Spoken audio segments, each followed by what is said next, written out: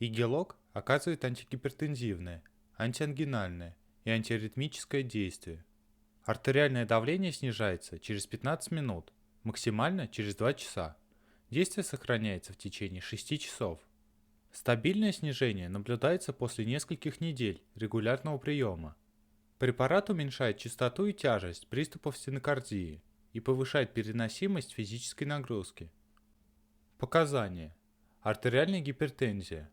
В монотерапии или в комбинации с другими антигипертензивными препаратами. Хроническая сердечная недостаточность в стадии компенсации. В дополнение к стандартной терапии диуретиками, сердечными гликозидами. Применяется при ишемической болезни сердца. Вторичная профилактика инфаркта миокарда. Профилактика приступов стенокардии. Нарушение ритма сердца. Наджелудочковые аритмии. Желудочковая экстрастолия. Гиперкинетический кардиальный синдром.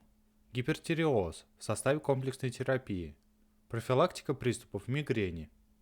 Способ применения и дозы. Игелок назначают при артериальной гипертензии в суточной дозе 50-100 мг в сутки в 1 или 2 приема. При недостаточном терапевтическом эффекте возможно постепенное повышение суточной дозы до 100-200 мг. При стенокардии, наджелудочковых аритмиях, для профилактики приступов мигрени назначается в дозе 100-200 мг в сутки в 2 приема, утром и вечером. Для вторичной профилактики инфаркта миокарда назначать в средней суточной дозе 200 мг в 2 приема, утром и вечером. При функциональных нарушениях сердечной деятельности, сопровождающихся тахикардией, назначают в суточной дозе 100 мг в 2 приема, утром или вечером. Таблетки следует принимать внутрь, во время или сразу после приема пищи. Таблетки можно делить пополам, но не разжевывать. Противопоказания. Кардиогенный шок. Синоатриальная блокада. Выраженная брадикардия. Сердечная недостаточность в стадии декомпенсации. Ангиопластическая стенокардия. Выраженная артериальная гипотензия. Период лактации. Одновременный прием ингибиторов моноаминоксидазы. Одновременное внутривенное введение верапамила. Повышенная чувствительность к метопрололу и другим ингредиентам препарата. Особые указания. При назначении препарата Игелок следует регулярно контролировать частоту сердечных сокращений и артериальное давление. Пациент должен быть предупрежден. При частоте сердечных сокращений менее 50 ударов в минуту необходима консультация врача. У пациентов с сахарным диабетом следует регулярно контролировать уровень глюкозы в крови и при необходимости проводить коррекцию дозы инсулина или пероральных гипогликемических препаратов. Назначение препарата Игелок больным с хронической сердечной недостаточностью возможно только после достижения стадии компенсации. У пациентов, принимающих Игелок, возможно усиление выраженности реакции гиперчувствительности на фоне отягощенного аллергологического анамнеза и отсутствие эффекта от введения обычных доз эпинефрина, адреналина.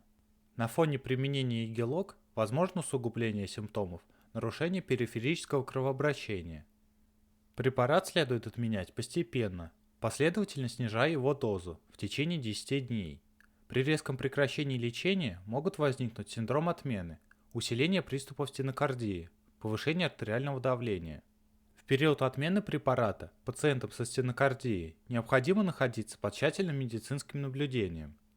При стенокардии напряжения подобранная доза препарата должна обеспечивать частоту сердечного сердца в покое в пределах 55-60 ударов в минуту. При нагрузке не более 110 ударов в минуту.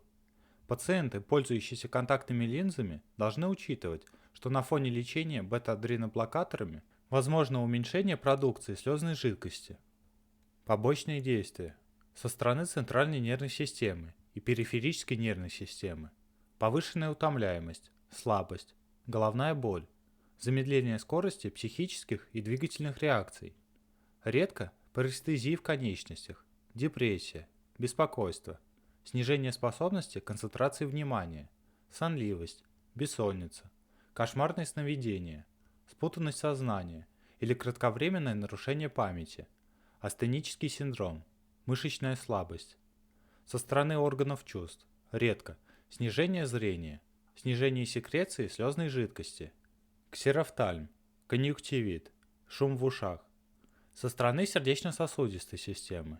Синусовая брадикардия, сердцебиение, снижение артериального давления, ортостатическая гипотензия, редко, снижение сократимости миокарда, временное усугубление симптомов хронической сердечной недостаточности, аритмии, усиление нарушений периферического кровообращения, похолодание нижних конечностей, синдром Рейно, нарушение проводимости миокарда.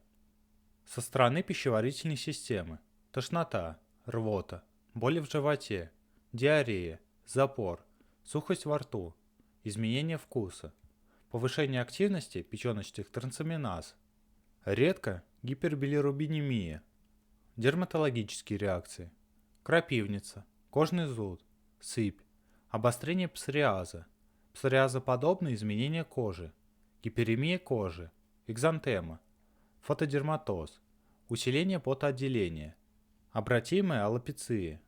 Со стороны дыхательной системы заложенность носа, затруднение выдоха, бронхоспазм при назначении в высоких дозах или у предрасположенных пациентов, одышка. Со стороны эндокринной системы гипогликемия у больных, получающих инсулин, редкая гипергликемия. Со стороны системы кроветворения тромбоцитопения, агранулоцитоз, лейкопения.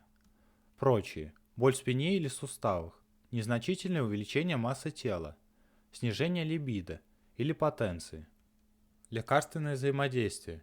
При одновременном применении препарата игелок с ингибиторами моноаминоксидазы возможно усиление гипотензивного действия. Перерыв между приемами ингибиторов моноаминоксидазы и игелок должен составлять не менее 14 дней. Одновременное внутривенное введение верапамила может спровоцировать остановку сердца. Одновременное назначение нифедипина приводит к значительному снижению артериального давления. Средства для ингаляционного наркоза, производные углеводородов, при одновременном применении с игелок повышают риск угнетения сократительной функции миокарда и развития артериальной гипотензии. При одновременном применении бета-адреностимуляторы, теофилин, эстрогены, индометацин и другие нестероидные противовоспалительные средства снижают гипотензивный эффект игелок. При одновременном применении препарата игелок и этанола уменьшается усиление угнетающего действия на центральную нервную систему. Условия хранения. Хранить в сухом, недоступном для детей месте, при температуре от 15 до 25 градусов. Условия отпуска из аптек. Препарат игелок выпускается по рецепту